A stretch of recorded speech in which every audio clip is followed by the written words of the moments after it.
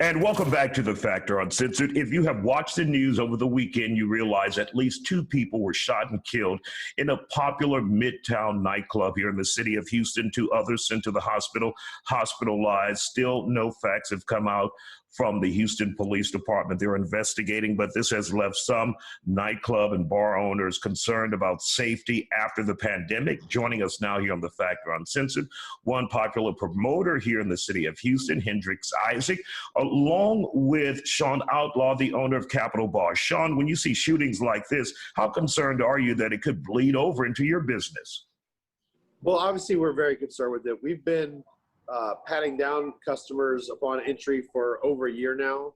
A lot of times people are kind of like, what kind of place is this? And we do it for our guest safety. We believe that for everybody's safety, it's important to do these things. And I think everybody should be doing this. Hendrix, how concerned are you if you are throwing an event that you could end up with a crowd? I mean, this crowd was just packed, first of all, into this nightclub. If you look at some of the video, and somebody could slip a gun in. And my concern is, typically there is security outside of Clay and many other nightclubs and bars out there. How concerned are you about someone getting a gun into one of your events? So, I mean, usually it's not a big deal, but like on special events like Memorial Weekend, you're going to have people that really don't go out that often, go out. And that's really when you should tighten up on security, you know? And I guess somebody slipped by, and that's how things happen like that. You know, typically most places do pat down, you know, some places kind of let it slide depending on where you're at, but it just shows you that this can happen anywhere, you know? Do you think incidents like this will keep people inside from going to different venues? I don't really think it's that frightening to people because it doesn't happen that often. You know, this is like it happens. I can't remember the last time this really happened inside a nightclub like that. So I really don't think that it's gonna get anybody to stay away from the nightclubs.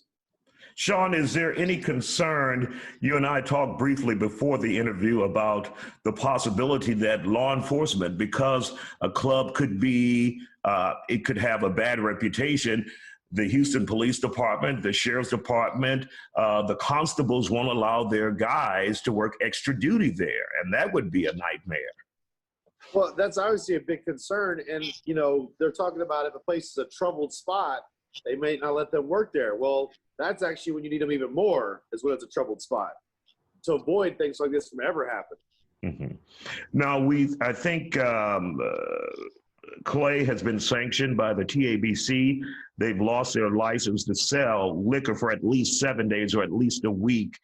Do you think that would be a mechanism in place to keep this type of violence from happening? What do you think the source of this violence is, Sean?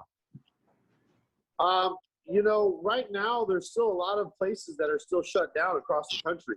So here in Houston, because we've been open for a while now, we're still getting a lot of people from other cities.